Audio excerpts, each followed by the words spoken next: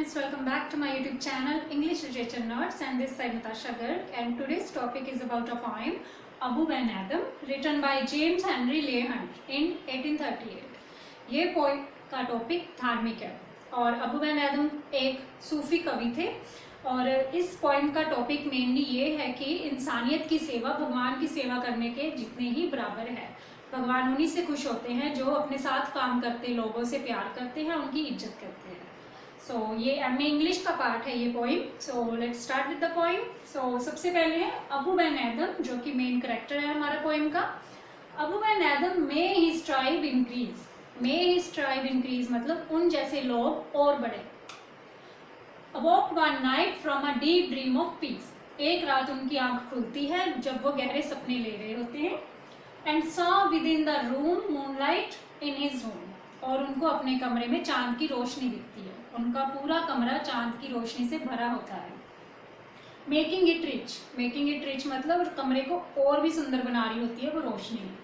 And like a little lily in a bloom, जैसे कि कोई लिली का फ्लावर खिल रहा है। An angel writing in a book of God, तभी अबू बेन आदम क्या देखते हैं कि उनके रूम में एक एंजल गोल्ड की बुक में कुछ लिख रहे हैं।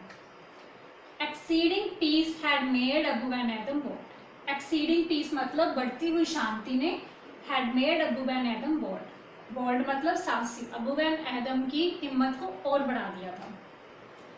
एंड टू द प्रेजेंस, अब यहाँ पे प्रेजेंस का मीनिंग है angel. To the presence in the room he said, उस रूम में जो एंजल थे उससे अबू बेन आदम ने पूछा व्हाट राइटस दो, अब ये पोइटिक लैंग्वेज है कि आप क्या लिख रहे हो, what are you writing. The vision raised his head, vision मतलब एंजल, ये सिनोनिम यूज किए हैं present and vision for angel. Vision ने अपने सिर को उठा के देखा अबू बेन आदम की तरफ। And with a look made of all sweet cord, all sweet cord मतलब उन्होंने बिना गुस्से किए उनको देखा। एंड आंसर, और उनको रिप्लाई किया the name of those who love the Lord, मैं उनके नाम लिख रहा हूँ जो लॉर्ड यानी कि गॉड को प्यार करते हैं। And is mine one said Abu, Abu ने पूछा कि क्या मेरा नाम वहाँ पे है। न नॉट सो, नहीं मुझे नहीं लगता। रिप्लाइड द एंजल, एंजल ने रिप्लाई किया कि नहीं मुझे नहीं लगता कि तुम्हारा नाम इस बुक में है। Abu spoke very low, Abu ने बहुत धीरे से बोला बट चेयरली, चेयरली होते प्लेजेंटली, खुशी से।